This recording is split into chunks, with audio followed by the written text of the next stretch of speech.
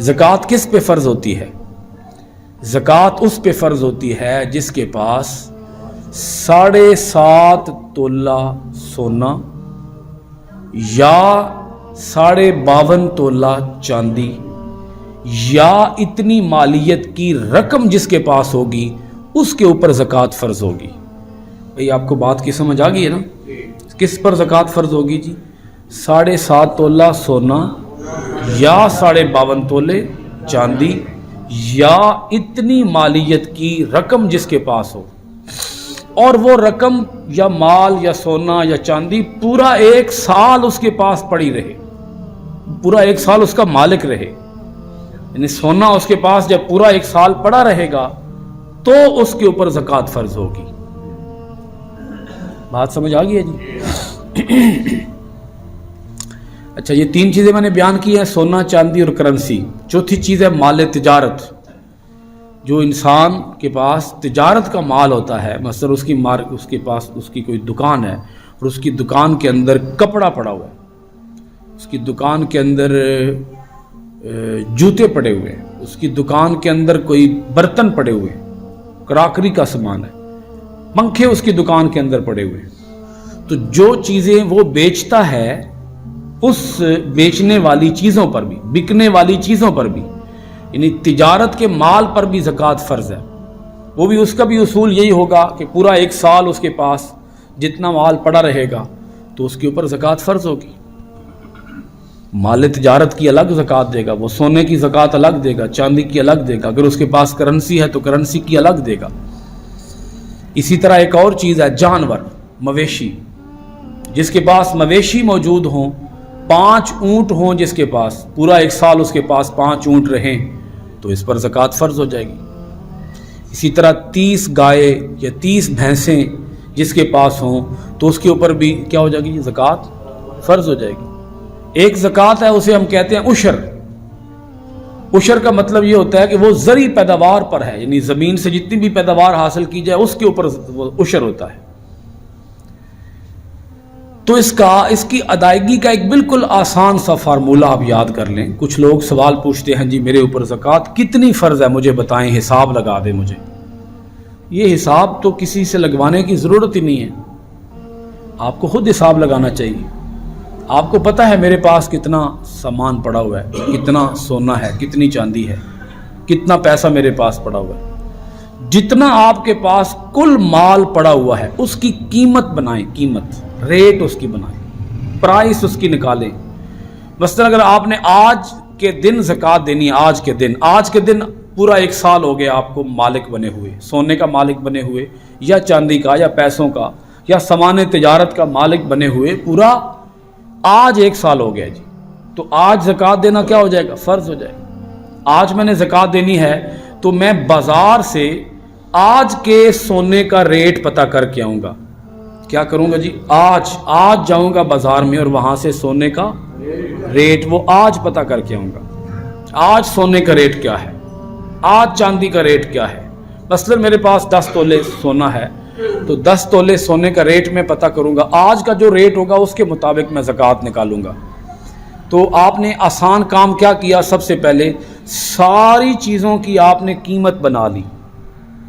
سونا مثلا 10 لاکھ کا، چاندی مثلا 2 لاکھ کی، کرنسی میرے پاس 3 لاکھ ہے جی، کل پیسے کتنے ہو گئے؟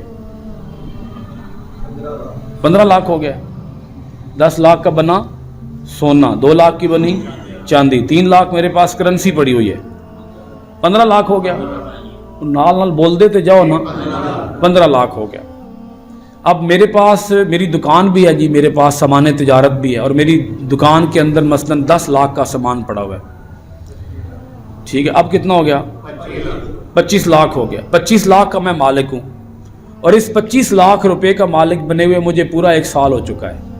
یہ صرف میرے پاس 25 لاکھ نہیں ہے، یہ مختلف چیزیں ہیں جن کا ریٹ نکال کے میں نے 25 لاکھ بنایا ہے۔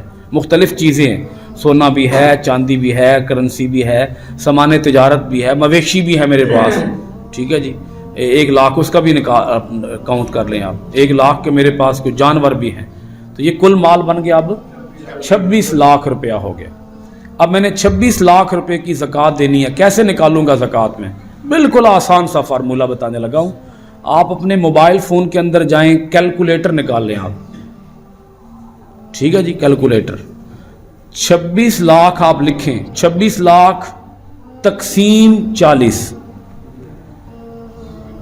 26 लाख डिवाइड बाय 40, उसको 40 पे तकसीम कर दें।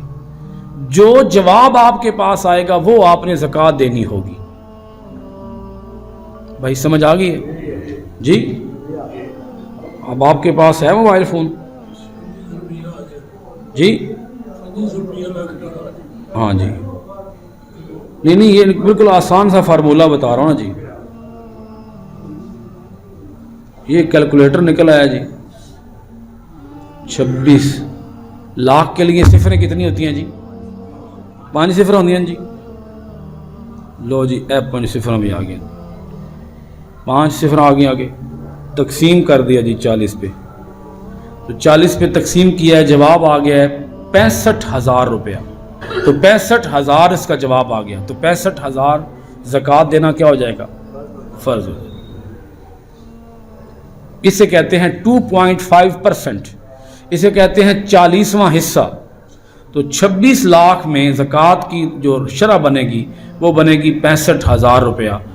अब थोड़ी सी सोचने और समझने वाली बात यह भी है कि जिस आदमी को अल्लाह ताला ने 26 लाख का मालिक बनाया हुआ है, अल्लाह ने बनाया ना जी 26 लाख का, तो क्या हर महीने ज़कात देना फ़र्ज है जी?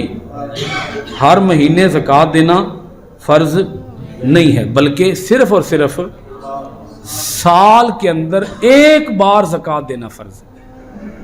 तो क्या इसे भी हम अपने लिए बोझ ख्याल करते हैं? बोझ, मालदार लोग तो इसे भी बोझ ख्याल करते हैं।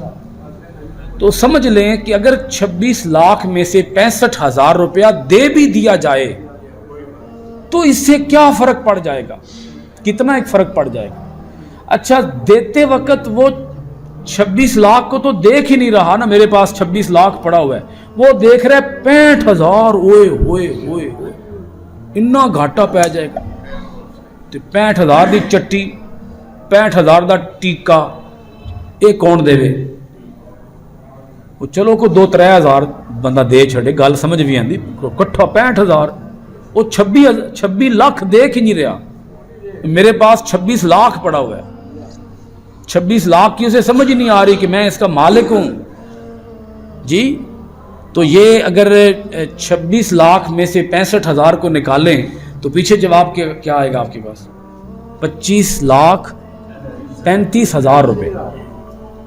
तो 25 लाख 35,000 रुपए को वो देख ही नहीं रहा ना, वो उसकी नजर में ही नहीं है, वो मेरे पास वो पड़ा हुआ है।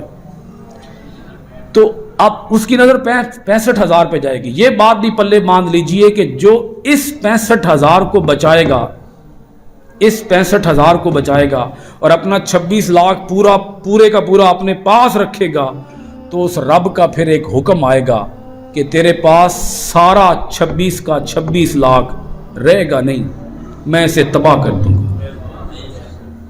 ये तेरे किसी काम नहीं आएगा। ये हदीस पाक है कि जब ज़कात की रकम माल के अंदर मिली जुली रहे, ज़कात की रकम कुल माल के अंदर मिली जुली रहे, तो अल्लाह कुल माल को तबाह फरमा देता है। अल्लाह कुल माल को तबाह फरमा देता है। वो नहीं देखता कि इसको मैंने इतनी रकम दी थी तो इसको मैं क्यों इसे छीन रहा हूं। नहीं, उस रब का फिर हुक्म आता है सारी तबाह कर दो, सारी ज़ाया कर दो, या इसके माल के अंदर ऐसी बेबरकती पैदा कर दो कि इसके पास पैसे की रेल पेल भी हो, फिर भी पैसे के लिए मारा मारा ही फिरता रहे, पैसे का लालची ही रहे, फिर भी लालच इसके अंदर से खत्म ना हो, इसका दिल गनी ना हो, मुस्तगनी ना हो, इसका दिल फिर भी गरीब का गरीब ही रहे।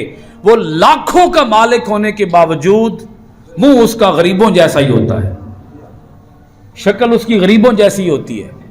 हाँ, उसके चेहरे पे कभी रौनक नहीं आती, चेहरे पे कभी खुशी नहीं आती, हमेशा यही रोना रो रहा, ओ जी पूरी नहीं पहनती जी, उसकी कभी पूरी पड़ेगी भी नहीं, क्योंकि उसने ज़कात अदा नहीं की। और उस रब का हुक्म है कि जो 26 लाख में से ये 65,000 रुपया अलग कर देगा, मैं उसे इस 65,000 के बदले में कई 65,000 और अता फरमाऊंगा। कई 65,000 रेल पेल कर दूंगा, इसी के अंदर और बरकत लाऊंगा, इसको दुगना करूंगा, इसको चुगना करूंगा, इसको 10 गुना में तब्दील करूंगा, इसको 700 गुना पे तब्दील करूंगा। और अगर वो 65,000 देते वक्त उसके दिल में कोई बोझ नहीं होगा, कोई गम नहीं होगा, कोई मलाल नहीं होगा, वो दुखी दिल के साथ 65,000 नहीं देगा, खुश दिली के साथ, हंसते चेहरे के साथ, मुस्कुराते चेहरे के साथ, खुश दिली के साथ, खंदा पेशानी के साथ देगा। तो अल्लाह का हुक्म आएगा कि ऐ मेरे बंदे, तूने चूंकि खुश दिली से दिया है तो मैं तुझे बेहद्दो बेहिसाब अता फरमाऊंगा, इतना अता फरमाऊंगा कि तेरी सोच भी नहीं होगी।